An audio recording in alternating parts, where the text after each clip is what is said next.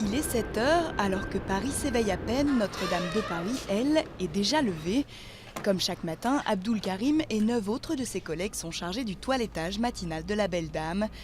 Au programme, 4800 mètres carrés à balayer, soit 3 heures de travail non-stop, mais aussi un tête-à-tête privilégié avec cette cathédrale découverte chaque année par près de 14 millions de visiteurs. C'est moi qui ai allumé tous les lampes à 6 heures du matin. Ça me donne un grand plaisir quand même. Je travaille ici, tout ça, c'est bien quand même.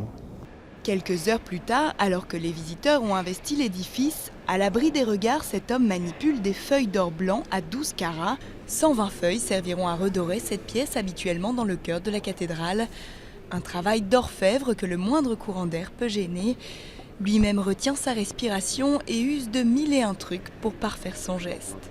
Le fait de passer la palette sur la barbe ou dans les cheveux donne un peu d'électricité statique à la palette et permet de happer la feuille, donc de venir coller la feuille sur la palette de manière à pouvoir l'appliquer sur l'œuvre.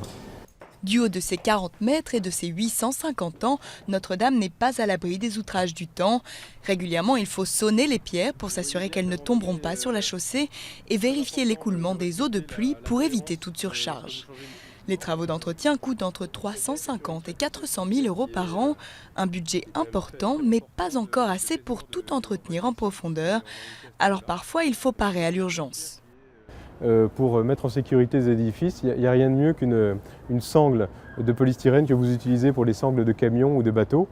L'idée, c'est toujours d'avoir du provisoire qui ne soit pas trop discret, parce qu'il faut quand même pointer l'urgence, mais il faut en même temps que pour le visiteur qui n'est pas forcément spécialiste, on s'harmonise avec la silhouette de Paris. Jardinage, dépoussiérage, repassage, ils sont encore nombreux à être aux petits soins de Notre-Dame pour la présenter chaque jour parée de ses plus beaux atours malgré son âge. Fin février, on attend d'ailleurs 8 nouvelles cloches.